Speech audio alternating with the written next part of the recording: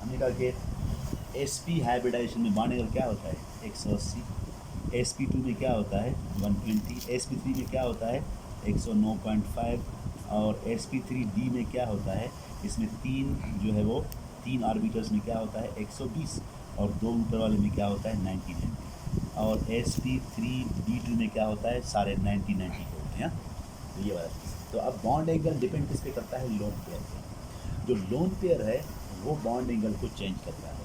अब हम कहते हैं कि जितना नंबर ऑफ लोन पेयर बढ़ेंगे बॉन्ड एंगल क्या होगा, उतना डिक्रीज होगा। तो हम कहेंगे एक लोन पेयर के बढ़ने से जो बॉन्ड एंगल है वो 2 डिग्री क्या होता है, कम होता है। 2 डिग्री या 2.5 कम होता है। देखिए 109.5 किस में है, मीथेन में, यहाँ कोई लोन पेयर नहीं है।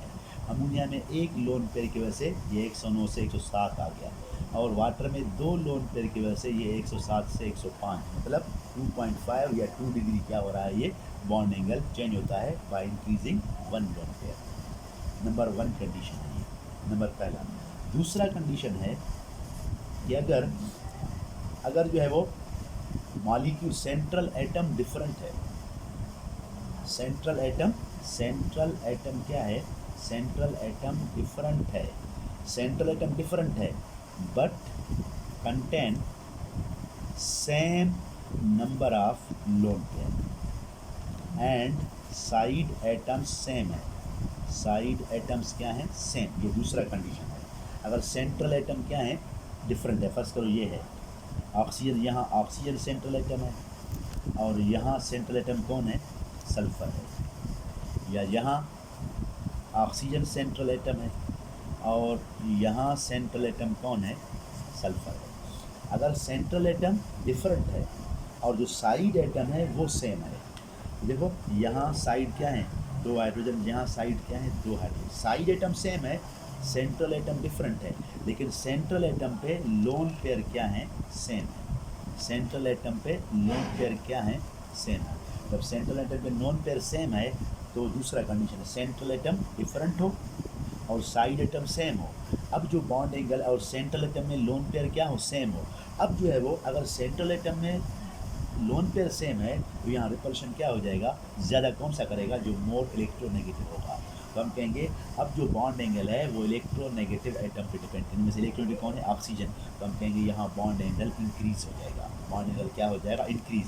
तो सेंट्रल एटम का अगर इलेक्ट्रोनेगेटिविटी ज़्यादा है तो बॉन्ड एंगल क्या हो जाएगा, इंक्रीज। देखिए अब कहें कि H2O और H2S, इसमें किसका बॉन्ड एंगल बड़ा है, वाटर का। इसका 105 है, इसका 98 है, मतलब ये बड़ा है। सेंट्रल एटम पे अगर लोन पेयर सेम हो, सेंट्रल एटम पे लोन पेयर सेम हो, एटम डिफरेंट है लेकिन उनमें लोन पेयर सेम है, तो क्या हो जाएगा, बॉन्ड एंगल इंक्रीज किसका होगा, जो सेंट्रल एटम मोर इलेक्ट्रोनेगेटिव होगा। इसी तरह देखो अमोनिया और PH3, इनमें देखो अमोनिया और दोनों में एक एक लोन पेयर है, सेंट्रल एटम डिफरेंट है लेकिन number of lone pair same है, लेकिन साइड एटम सेम है। तो हम कहेंगे क्या होगा, इसका जो बॉन्ड एंगल होगा इससे क्या होगा, ज़्यादा होगा। नंबर दूसरा कंडीशन, ये पहला कंडीशन है सेंट्रल एटम डिफरेंट हो लेकिन सेंट्रल एटम पे लोन पेयर क्या हो, सेम हो। तो किसका होगा, जिसका इलेक्ट्रोनेगेटिव एटम होगा सेंट्रल एटम, उसका जो है बॉन्ड एंगल ज़्यादा होगा।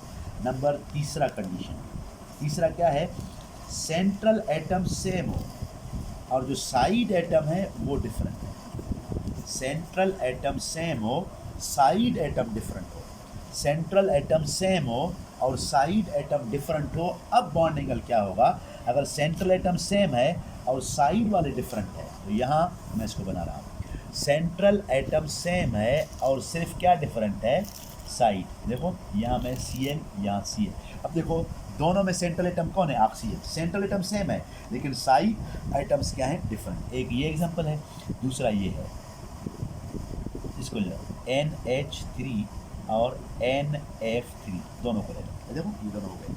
अब सेंट्रल एटम दोनों में क्या है, सेम है, साइड एटम क्या है, डिफरेंट है। जब साइड एटम डिफरेंट है तो अब जो बॉन्ड एंगल है वो डिपेंड किस पे करेगा, electronegative nature of side atom. जितना साइड एटम ज़्यादा इलेक्ट्रोनेगेटिव होगा, जितना साइड एटम ज़्यादा इलेक्ट्रोनेगेटिव होगा, उसका बॉन्ड एंगल क्या होगा, उतना कम होगा। मतलब मतलब हम कहेंगे NH3 और NF3 में किसका बॉन्ड एंगल छोटा होगा, हम कहेंगे NF3, क्योंकि साइड एटम, अगर सेंट्रल एटम सेम है, साइड एटम डिफरेंट है। जब साइड एटम डिफरेंट है तो आप देखो साइड एटम में किसका इलेक्ट्रॉन नेगेटिविटी ज़्यादा है, इसका ज़्यादा है। अगर साइड एटम का इलेक्ट्रॉन नेगेटिविटी ज़्यादा है तो बॉन्ड एंगल डिक्रीज होगा, तो हम कहेंगे NF3 का बॉन्ड एंगल छोटा होगा, NH3 का ज़्यादा होगा। यहाँ वाटर का बॉन्ड एंगल क्या है, ज़्यादा होगा, इसका क्या होगा, छोटा। उसके अलावा फिर आएंगे इस पर। उसके बाद दूसरा है, चौथा कंडीशन है atomic size. Atomic size of side atom, जो साइज एटम है उसके एटॉमिक साइज, जो साइड एटम मतलब साइड वाले, जो साइड एटम है उसका एटॉमिक साइज, जो साइड एटम है उसका एटॉमिक साइज, जो साइड एटम है मतलब जो साइड एटम है उसका क्या, उसका atomic size, size side atom का एटॉमिक साइज। जितना एटॉमिक साइज बढ़ेगा बॉन्ड एंगल भी क्या होगा, बढ़ेगा। मतलब साइड एटम जितना बड़ा होगा उसका बॉन्ड एंगल भी बड़ा होगा, रिपल्शन ज़्यादा होगा। जैसे कि अगर आपको कहा जाए OCl2 OCl2 OF2 OBr2 OI। अब देखो इसमें सेंट्रल एटम कौन है, ऑक्सीजन। साइड एटम कौन है यहाँ, फ्लोरीन। सेंट्रल कौन है, oxygen. Side atom chlorine. Central कौन है, ऑक्सीजन। साइड क्या है, Br। सेंट्रल ऑक्सीजन है, साइड क्या है, आयोडीन। अब देखो साइड एटम में किसका साइज बड़ा है, आयोडीन का, तो अब इसका बॉन्ड एंगल क्या होगा, ज़्यादा, इसका कम, इसका कम, इसका सबसे कम।